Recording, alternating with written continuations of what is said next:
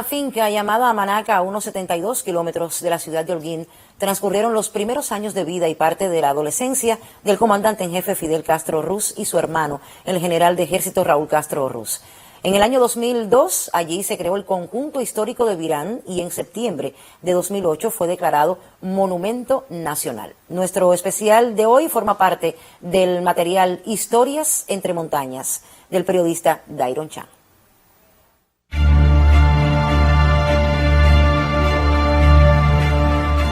Barrio El Tibolí, Santiago de Cuba.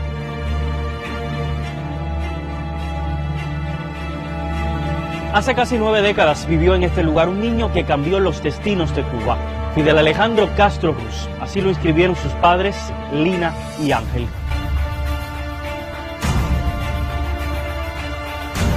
Aquí el niño se sorprendió por primera vez con el mar abierto, pero también sufrió hambre y calamidades. Vio por primera vez a un soldado dar culatazos a un civil y levantaba sobresaltado por las bombas que explotaban en el cercano instituto.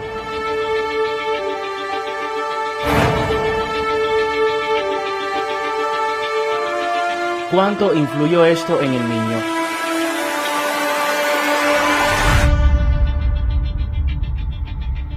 ¿Cómo se forjó el líder?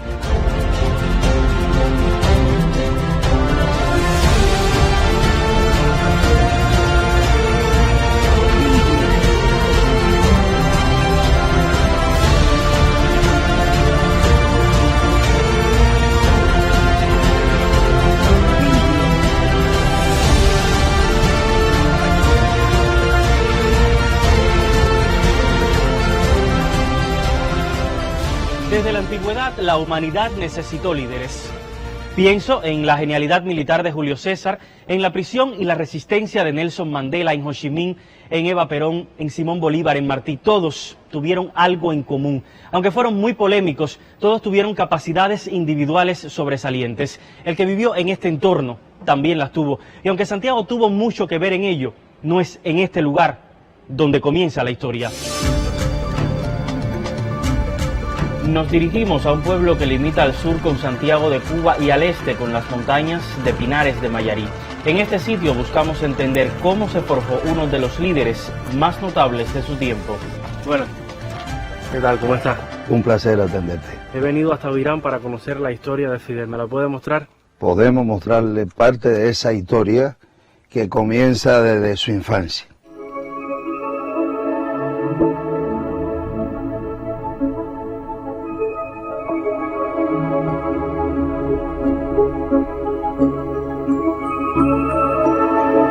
Esta visita suya me conmueve en el sentido de que aquel niño en estos lugares por donde ahora transitamos le gustaba andar descalzo, sobre todo entrar a los bohíos.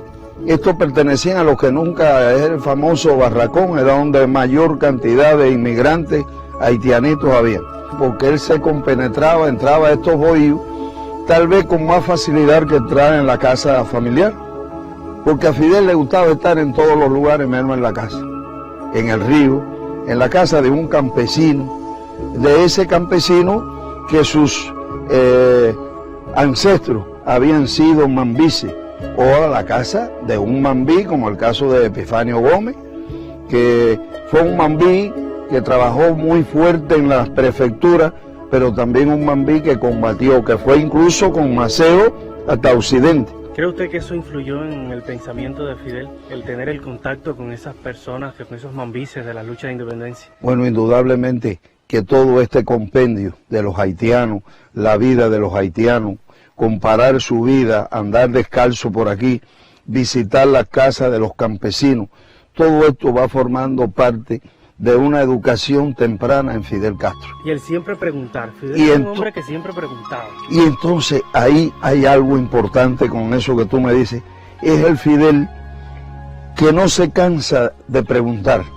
Ese y por qué estuvo en Fidel siempre, toda su vida, creo que lo acompañó ese hombre de tantas preguntas.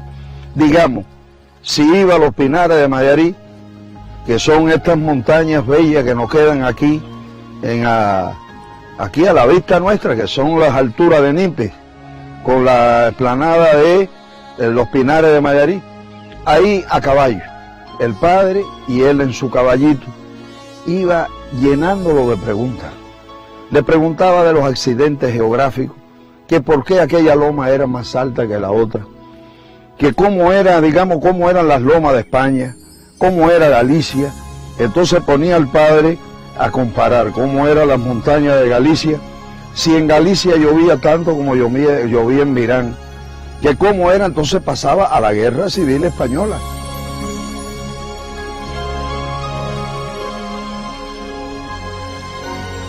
Preguntárselo todo a cada momento fue una cualidad que acompañó siempre a Fidel. Esta escuela primaria en Virán influyó mucho en ello.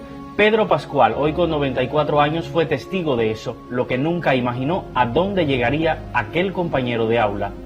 ¿Cómo eran aquellos días de estudiante en ese mismo pupitre, no? Sí, en este mismo pupitre se sentaba ahí adelante. Él tuvo poco tiempo también porque yo creo que tuvo como 2 cursos. Después a él lo pasaron para Santiago y yo me quedé estudiando aquí. Entonces venía de Santiago, venía, visitaba todo esto, se unía con nosotros, íbamos al río, a la charca del Jobo, un grupo de muchachos nos bañábamos allí también, jugábamos pelota, después practicamos el boxeo. ¿Cómo lo recuerdo? Yo quería decirte que él, cuando venía de la escuela de Santiago, conversaba con nosotros, paseaba todo eso, pero también veía la casa de los campesinos, la pobreza que había, porque nosotros éramos pobres, completamente pobres, cuando él se reunía con nosotros, íbamos al río y todas esas cuestiones. Y cuando jugábamos pelota también, y cuando boxeábamos, también todos los que boxeábamos éramos extremadamente pobres. Él no tenía orgullo de nada. ¿Era valiente Fidel entonces? Fidel era valiente. Fidel no tenía miedo a nadie. Era un muchacho, no tenía miedo absolutamente a nada, a nada. Y era un muchacho que caminaba toda la zona, caminaba la Unité Cruz, la Yunay, y veía todas las necesidades. Tuviera ranchos de guano, jugado de yagüe, sino de tabla y palma, y todas las casas por aquí eran piso de tierra. ¿Se imaginó usted en algún momento de que ese niño que se sentaba en esa silla iba a llegar a ser presidente de este país? ¿Qué va? Yo ni lo imaginaba. Luego, después, cuando él de verdad que era estudiante, que estaba estudiando la escuela de Derecho, bueno, tuvo muchas actividades por ahí que yo no sabía, que me enteré después con el asunto de los libros y eso de todo el tiempo de los cedros, todos los problemas que él estuvo por ahí. Pero lo cierto fue que yo decía, ¿qué va? Este muchacho es guapo, la priva de guapo, porque si es hijo de casi de un hacendado. ¿De qué manera? Yo pensé que Fidel iba a ser lo que fue. No podía pensarlo. Hijo de un rico.